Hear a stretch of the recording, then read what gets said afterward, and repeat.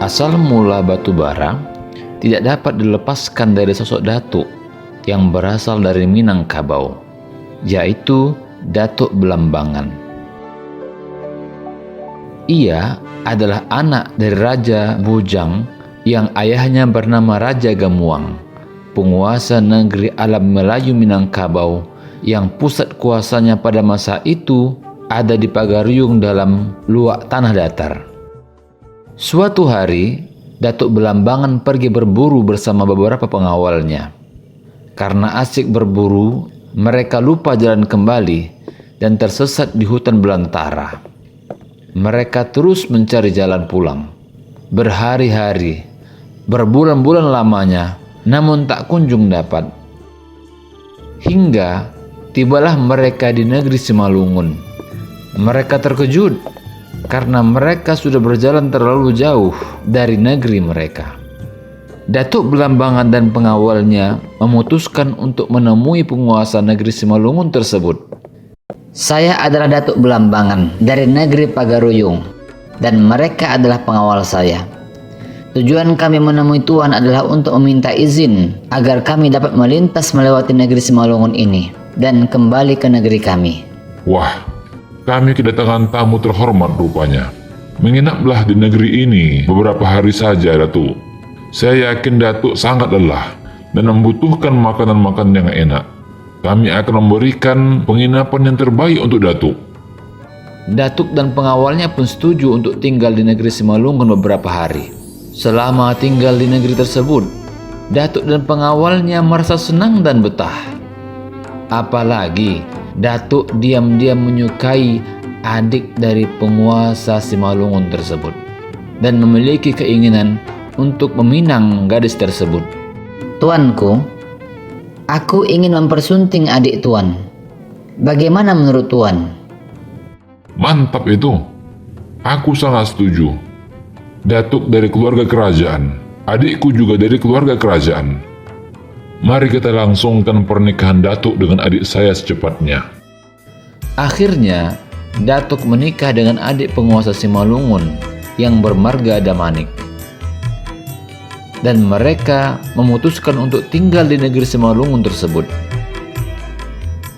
Beberapa bulan setelah itu, sang istri pun hamil. Datuk begitu bahagia dan berjanji akan menuruti semua permintaan istrinya. Sang istri mengidam ingin melihat pantai dan laut. Sontak, permintaan istrinya pun disetujui oleh Datuk Belambangan dan akan diwujudkan. Keesokan harinya, Datuk Belambangan dan istrinya serta beberapa pengawal pergi meninggalkan negeri Simalungun dan berjalan menuju pesisir Selat Malaka. Hingga sampailah mereka di suatu daerah yang memiliki pantai yang indah dan memiliki hasil laut yang melimpah. Sang istri juga melihat banyaknya tanaman dan tumbuhan yang subur dan memiliki dataran tanah yang sedikit berbukit. Sang istri sepertinya sudah jatuh hati dengan tempat yang indah tersebut. Karena melihat istrinya sangat senang, akhirnya Datuk Belambangan memutuskan untuk mendirikan pemukiman di daerah tersebut. Datuk memerintahkan pengawalnya untuk menggali sumur untuk mendapatkan air tawar yang layak untuk diminum. Pada saat menggali sumur tersebut, cangkul salah seorang pengawal mengenai benda keras sehingga memercikkan bara api. Pengawal terkejut sambil berteriak, "Iko batu bao! Iko batu bao!" yang artinya ada batu yang berbara, ada batu yang berbara. Orang-orang termasuk Datuk dan istrinya menyaksikan kejadian tersebut, dan semenjak itu daerah tersebut dinamakan dengan Batu Bara.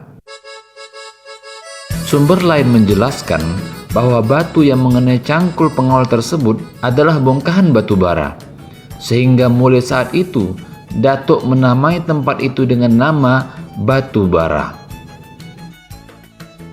Beberapa tahun kemudian, kampung itu pun bertambah luas dan semakin banyak penduduk pendatang dari daerah sekitar yang menetap di Batu Bara, terutama di sekitar pinggiran sungai.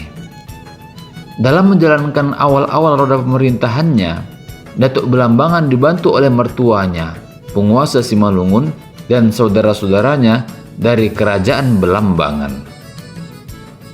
Jadi Sedao, nenek moyang kita adalah perpaduan orang Minang dan Simalungun. Karakter khas orang Minang adalah suka merantau dan pandai melihat peluang. Sedangkan karakter orang Simalungun, khususnya Damanik, adalah selalu semangat dan rajin. Mudah-mudahan karakter tersebut dapat kita tiru untuk menata kehidupan kita di kampung yang kita cintai ini.